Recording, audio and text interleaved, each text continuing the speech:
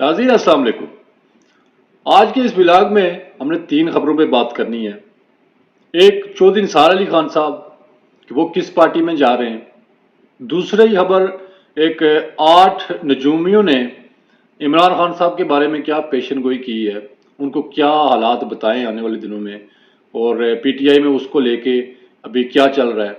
और तीसरी हम बात करेंगे जो करंट सीएम पंजाब में केयर टेकर मोहसिन नकवी, क्या मोहसिन नकवी भी 2018 वाले सीएम पंजाब हसन अस्करी की तरह होंगे या उससे मुख्तलिफ होंगे।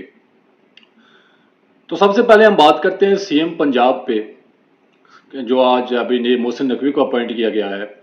पीटीआई उस पर काफ़ी एहतियाज कर रही है, जबकि पीडीएम उस पर मुतमईन लग रही है।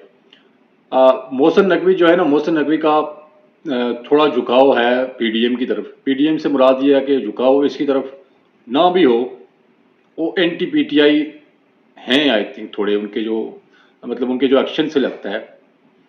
लेकिन जो हसन अस्करी थे 2018 में, जो केयर टेकर पंजाब था, उसके आते ही उसने नून लीग के कारकुनों के घरों में भी उसने रेड करवाए। उसने नून लीग के चादर चार दीवारी के तकद्दुस को पामाल किया उन 3 महीनों में।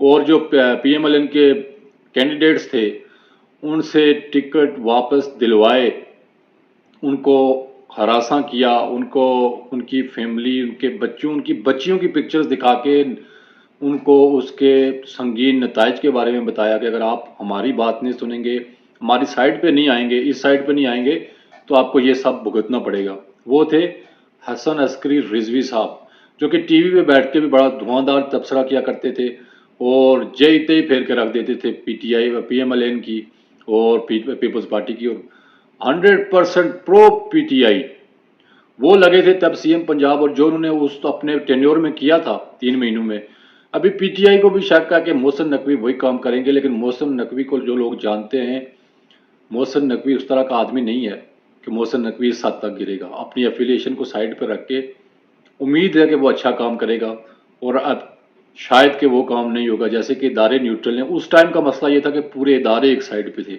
इस टाइम इदारे का भी दावा है कि इदारा न्यूट्रल है।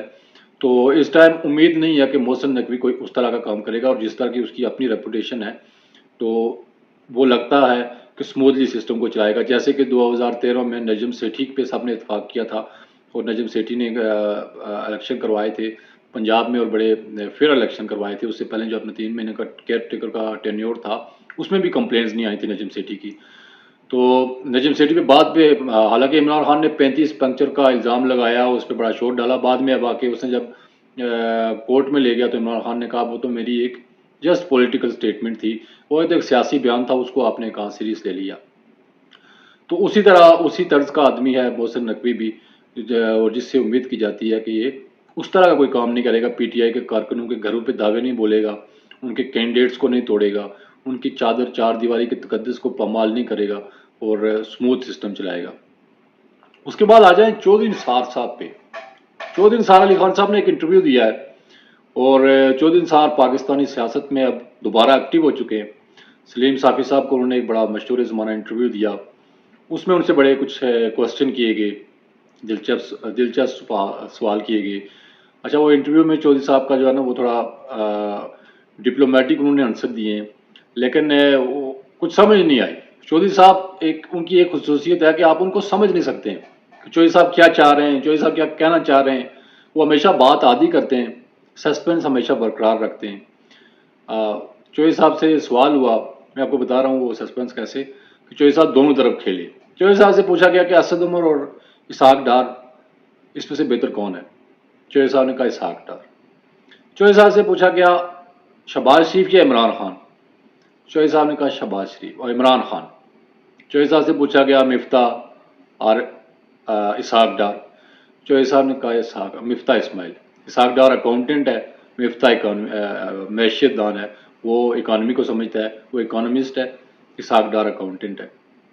उसके बाद उनसे पूछा गया कि क्या आप समझते हैं कि जो पीएमएलएन की मियाँ साहब की नाअहली थी, दैट वाज ऑन मेरिट, वो दुरुस्त हुई थी या पनामा से अकामा निकाल के ड्रामा किया गया था।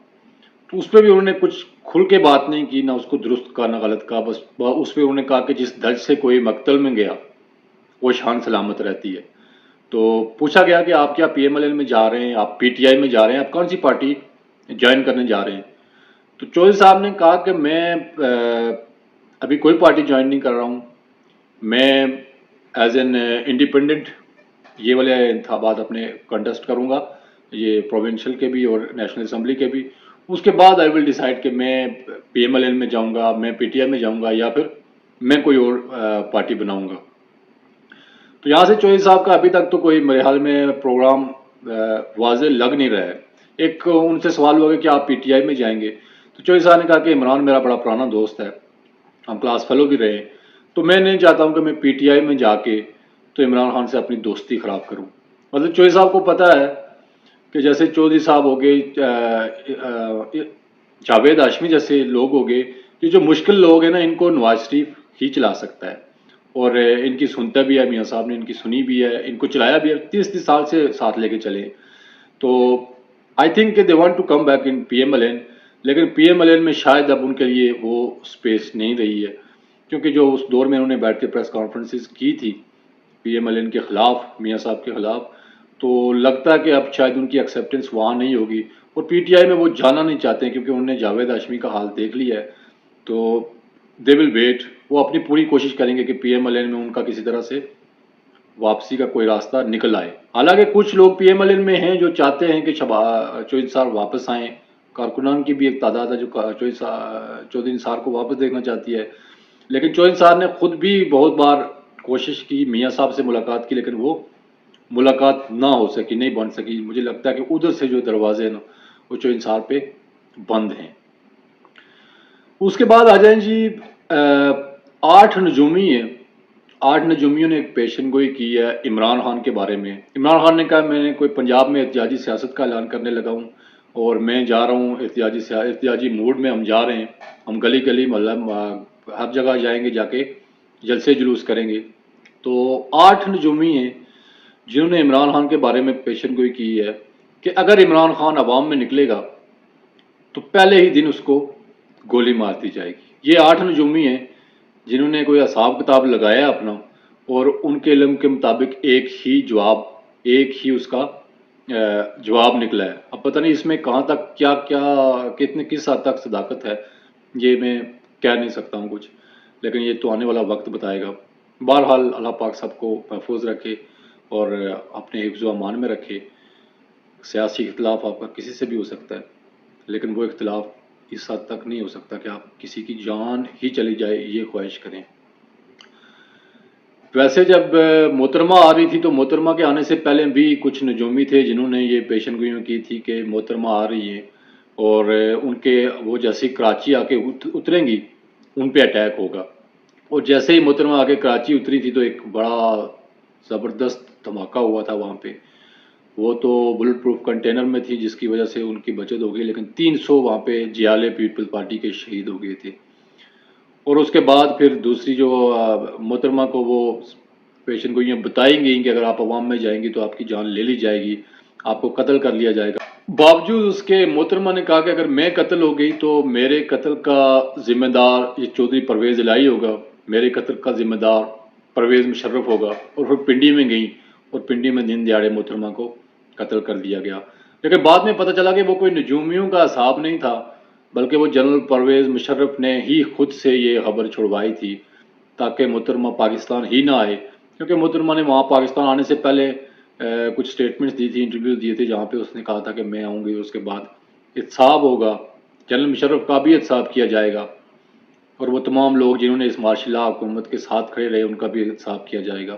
تو ظاہرہ اس ٹائم پہ مشرف ان پاپولر تھا, محترمہ پاپولر تھی, تو ان کو روکنے کے لیے شاید یہ کہ انہوں نے اپنی طرف سے شلی چھڑوائی, لیکن وہ اس میں ناکام رہے. وہ آ گئی, اس نے آ کے فیس کیا اور وہ ان کو شہید کر دیا گیا.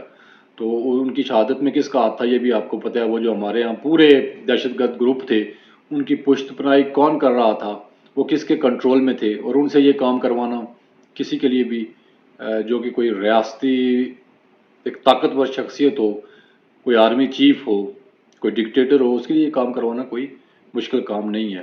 حالانکہ اس کی پاکستان میں کبھی تحقیق بھی نہیں ہوگی, پتہ بھی نہیں چلے گا کہ وہ کس نہیں پتہ چلا, آج تک نہیں پتہ چل سکا ہے. سب کو پتہ ہے لیکن رپورٹ وہ مجرم کبھی کٹہرے میں نہیں آئیں گے اور یہ ایسے ہی چلتا رہے گا۔